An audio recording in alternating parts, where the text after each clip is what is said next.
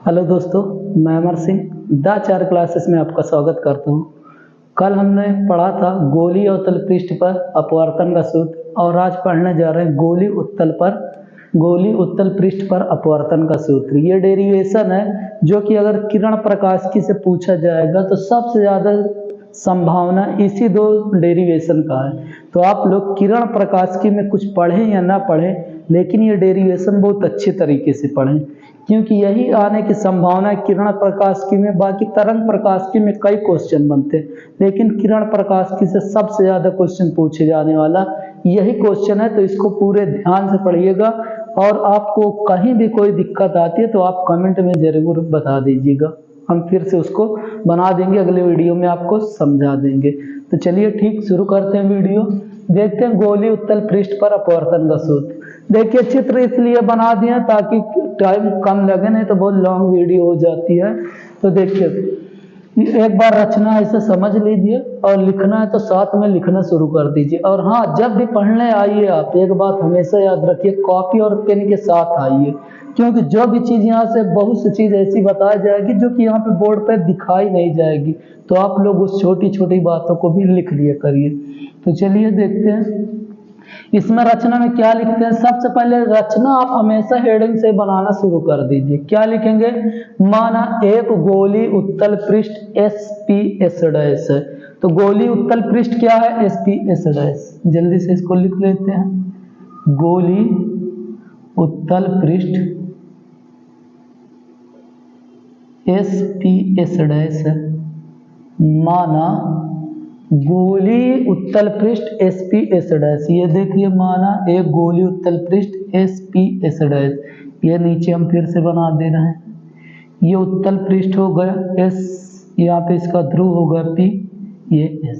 तो माना एक गोली उत्तल पृष्ठ SP S' है जिसका वक्रता केंद्र C। अगर बात कर लें वक्रता केंद्र C, तो यहाँ पे लिख दें वक्रता केंद्र C है। वक्रता केंद्र C है तो इसकी त्रिज्या कैपिटल R होगी, तो लिख सकते हैं वह त्रिज्या क्या है? कैपिटल R है। त्रिज्या कैपिटल R है। अब देखिए, माना SP S' एक गोली उत्तल पृष्ठ है जिसका वक्रता केंद्र C और वक्रता त्रिज्या R है और पृष्ठ का ध्रुव P है। बोल सकते हैं पृष्ठ का ध्रुव P है। ठीक। अब देखिए गोली उत्तल पृष्ठ विरल माध्यम के अपवर्तनांक N1 को सघन माध्यम के अपवर्तनांक N2 से पृथक करता है। तो N1 व N2 को कौन पृथक करता है? उत्तल पृष्ठ। N1 N2 अपवर्तनांक है। अब देखिए गोली उत्तल पृष्ठ के मुख्य अक्ष पर कोई बिंदु वस्तु O रखी है। बिंदु वस्तु क्या रखी है? O। वस्तु आपकी क्या है? O है, जिसका आभासी प्रतिबिंब I है। आभासी प्रतिबिंब I है, ठीक है। और अभिलंब CAN है। अभिलंब CAN है। तो एक बात याद रखिए, कुल मिला के जितना आपको चित्र में दिखता रहे बस आप उसको रचना में दर्शा दीजिए, बात खत्म। चाहे आगे पीछे हो जाएगा उससे भी कोई दिक्कत नहीं है। इस पॉइंट का नाम हम जहाँ पे ये लंब खींचे इसको M बना देते, ठीक है। तो इतना आप अगर रचना लिख देते हैं काफी है। क्या लिखेंगे? माना एक गोली उत्तल पृष्ठ SP S' है जिसका वक्रता केंद्र C है, वह वक्रता त्रिज्या R है। गोली पृष्ठ का ध्रुव P है। अब विरल माध्यम का अपवर्तनांक N1 को सघन माध्यम का अपवर्तनांक N2, विरल माध्यम का अपवर्तनांक N1 और सघन माध्यम के अपवर्तनांक N2 वाले माध्यम को उत्तल पृष्ठ पृथक करता है। उत्तल पृष्ठ पृथक करता है। वस्तु कोई बिंदु वस्तु मुख्य अक्ष पर O पर रखी है जिसका आभासी प्रतिबिंब I बनता है, ये I बनता है। अभिलंब CAN है। बाकी इसमें रचना लिखना चाहेंगे और लिख सकते हैं कि जब प्रकाश किरण विरल माध्यम से सघन माध्यम में प्रवेश करती है, तब वह अपवर्तन के नियमानुसार अभिलंब की ओर झुकेगी। उसके बाद यह लिखेंगे किरण पीसी को पीछे बढ़ाने पर तथा यहाँ पे अपवर्तित किरण को पीछे बढ़ाने पर आई पर मिलती है, तब उसका प्रतिबिंब आई डैश आई बनता है। तो इतना सारा लिखने की कोई ज़रूरत नहीं, इतने से आपकी रचना बहुत है। ठीक है, तो अब ये इसका स्क्रीनशॉट ले लीजिए, उसके बाद डेरिवेशन शुरू करते हैं, नहीं वीडियो काफ़ी लंबी हो जाएगी। और वीडियो अगर आपको अच्छी लग रही है, समझ में आ रही है, तो इस वीडियो को जरूर लाइक शेयर करते रहिए। अब चलिए देखिए, इसमें याद रखिए ये यहाँ पे अल्फा बना, ये बीटा, यहाँ पे गामा, ये कोण आपका गामा है। तो अगर हम देखें तो यहाँ पे ओ ए और ये सी, त्रिभुज ओ ए सी में गामा बहिष्कोण है, तो सीधा क्या लिखेंगे, त्रिभुज ए ओ सी में, ए ओ सी में त्रिभुज ए ओ सी में गामा बहिष्कोण है। क्या है, बहिष्कोण है। तो कल वाली वीडियो में आपको समझाया गया था कि बहिष्कोण क्या होता है। तो जो बहिष्कोण होगा, देखिए बहिष्कोण यहाँ पे आपका ये नहीं है, ये देखिए ये त्रिभुज बन रहा है ना, ये त्रिभुज बन रहा है, तो देखिए ये कोण एक बाहर बना हुआ है, बाहर कोण बना है ना, तो ये आपका अल्फा और ये यहाँ पे गामा। तो याद रखिए इसका ये बाह्य कोण ये है, और बाह्य कोण क्या है आपका आई है। क्या है, आई। तो लिखेंगे त्रिभुज ए ओ सी में आई बहिष्कोण है। क्या है, आई बहिष्कोण है।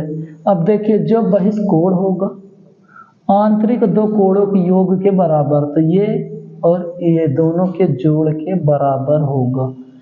ठीक है, समीकरण 1। इसी प्रकार देखिए अब त्रिभुज ए आई सी में, त्रिभुज ए आई सी में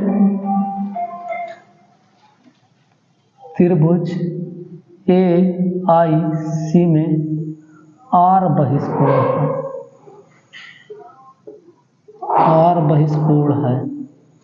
ठीक है, त्रिभुज आई ए सी में आर बहिष्कोण है। अब ये देखिए यहाँ पे, तो यहाँ पे क्या बन रहा है, इसमें अल्फा ये बीटा बन रहा है, तो यहाँ पे क्या होगा, आर बराबर बीटा प्लस गामा, समीकरण 2। अब देखिए ये कर लिए, वही पूरा सेम वैसे ही है। अगर आप पहले वाला इससे समझे तो ये भी आसानी से आ जाएगा। तो ये हो गया। अब इसके बाद क्या करेंगे, स्नेल के नियम से, स्नेल के नियम से, स्नेल का नियम क्या कहता है कि साइन आई बटे साइन आर का जो मान होगा n2/n1 के बराबर होगा। अब याद रखिए यहाँ पे देखिए गोली पृष्ठ का व्यास छोटा होने के कारण, ये हिंदी लिख लीजिए, गोली पृष्ठ का व्यास छोटा होने के कारण साइन आई और आर का मान भी छोटा होगा। तो यहाँ पे लिख लेते हैं, गोली पृष्ठ का व्यास छोटा होने के कारण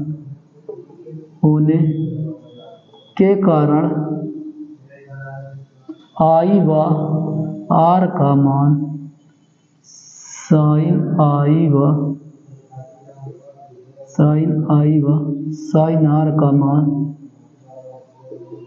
भी बहुत छोटा होगा,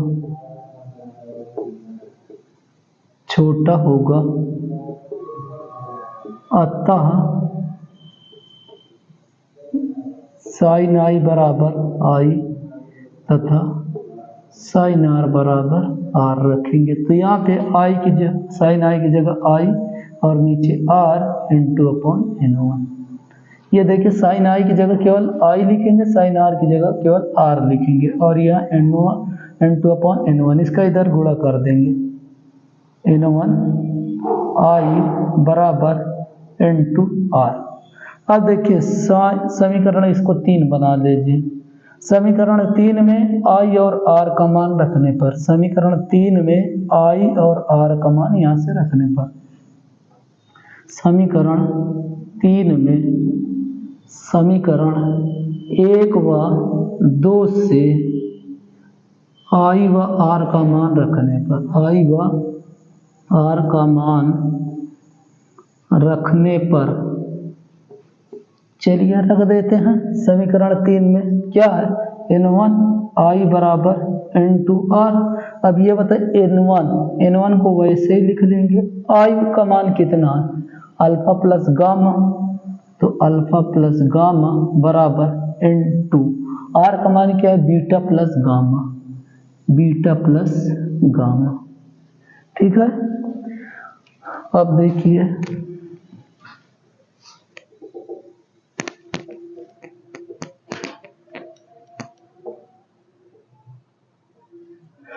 अब देखिए थोड़ा सा चित्र साफ करना होगा, तो आप लोग चित्र की फोटो खींच लिए होंगे, स्क्रीनशॉट ले लीजिए। अब देखिए यहाँ पे कुछ बातें याद करिए, यहाँ पे लिख लीजिए क्योंकि अभी इसका काम पड़ेगा। तो देखिए यहाँ पे अगर हम बात करें OP, ये वस्तु की दूरी है, ठीक है, OP वस्तु की दूरी आप लोग लिख लीजिए, वस्तु की दूरी बराबर OP और ये माइनस U। IP प्रतिबिंब की दूरी बराबर, प्रतिबिंब की दूरी IP बराबर माइनस V, और यहाँ पे देखिए ये R, यहाँ से PC बराबर आप लिख सकते हो वक्रता त्रिज्या ये R प्लस में। ठीक है, तो ये आप लिख लीजिएगा। अब ये चित्र साफ करते हैं।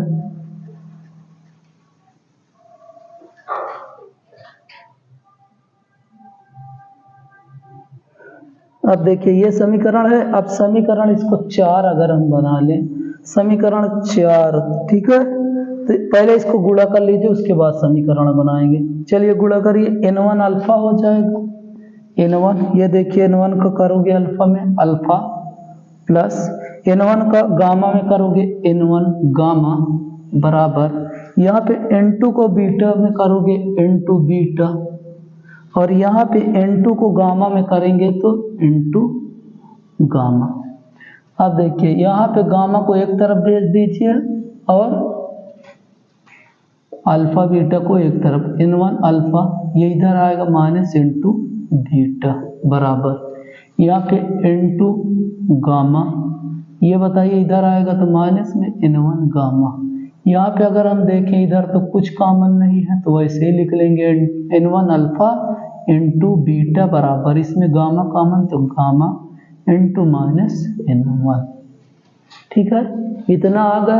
अब देखिए ये गोली पृष्ठ का व्यास छोटा होने के कारण तो कोण छोटा हो गया, तो यहाँ पे अब देखिए कि इसका व्यास जब छोटा है तो ये बताइए इसके जो कोण भी बनेंगे, आंतरिक कोण या बाह्य कोण, ये भी छोटे होंगे। तब हम क्या लिखेंगे, चूंकि गोली पृष्ठ का व्यास छोटा होने के कारण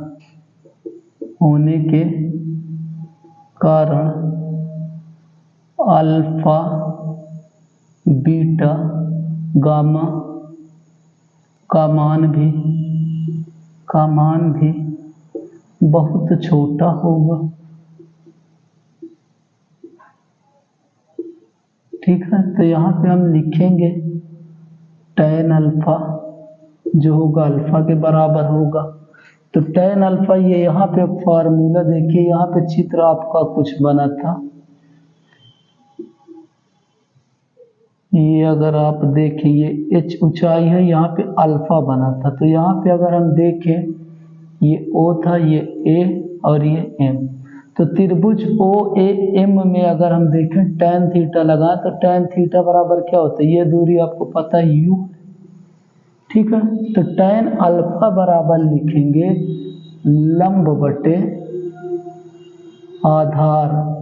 अगर आपको फार्मूला नहीं याद तो एक ये छोटी सी ट्रिक होती है जो बहुत फेमस है, लाल बटे कक्का। यहाँ से आप देख सकते हो ये साइन थीटा का होता है लंब बटे कड़, ये कॉस थीटा का होता है आधार बटे कड़, और ये होता है tan थीटा का जो होता है लंब बटे आधार। तो लंब बटे आधार, ये बताइए अगर यहाँ पे देखें तो आधार क्या है, यहाँ पे लंब क्या है AM, ये यहाँ पे AM, और ये बताइए यहाँ पे आधार क्या है O से M, और ये इतना व्यास छोटा होता है कि M जो होगा P के बहुत समीप होगा। तो हम यहाँ पे लिख लेते हैं, लिख लें चूंकि जो M होगा वह लगभग जो बराबर आ जाएगा, M जो होगा देखिए यहाँ पे AM बराबर नीचे हो जाएगा आपका आधार अभी क्या था, आधार OP, ये देखिए P यहाँ पे था, ये यहाँ पे था P, और यहाँ पे था O, और यहाँ पे था M। ठीक है, तो यहाँ पे M लिख सकते हैं, M त्रिभुज होगा। ठीक है, यहाँ तक। उसके बाद हम क्या करेंगे, यहाँ पे याद रखिए चूंकि करके एक में लिख देते हैं।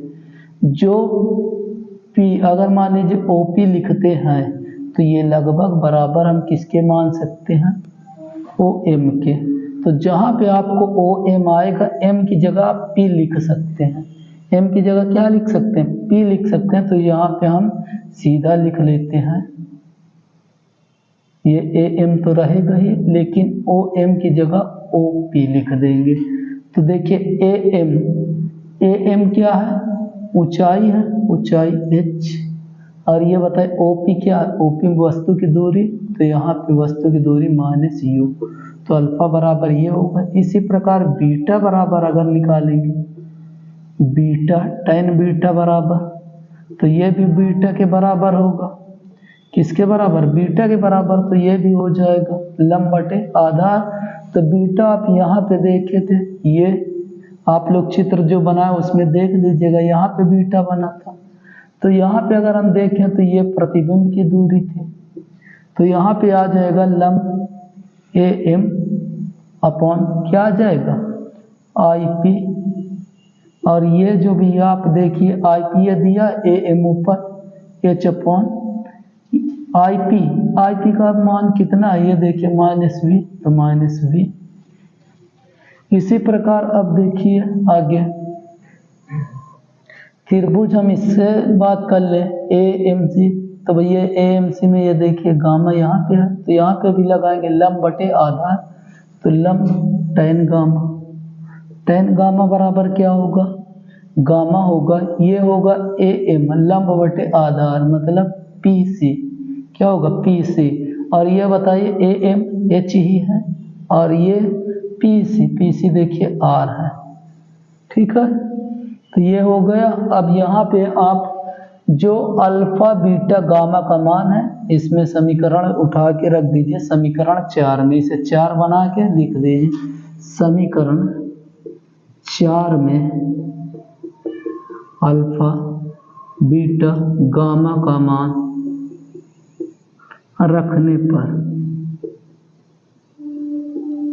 अब देखिए अल्फा का मान क्या है N1, अल्फा का मान ये देखिए H अपॉन U, क्या है H minus U, H upon -U minus N2, ये बताइए बीटा का मान देखिए क्या है आपका H अपॉन -V बराबर गामा का मान H अपॉन R, और ब्रैकेट में N2 -N1। अब यहाँ पे अगर हम देखें H कॉमन है, तो H को कॉमन ले लेते हैं। यहाँ पे बचा क्या, N1 अपॉन U, ये माइनस प्लस, और ये देखिए माइनस लगाना, माइनस यहाँ लगा के चलिए। अब देखिए ये माइनस प्लस, तो ये प्लस, H कॉमन ले लिया यहाँ पे, तो N2 बचा और नीचे V बचा। अब यहाँ पे क्या है H अपॉन R, तो H कॉमन ले लिए यहाँ पे, इसको हम इसके बटे भेज देते हैं N2 -N1 अपॉन R। अब अगर यहाँ से देखें H से H कैंसिल, जो बचा उसे लिख देते हैं,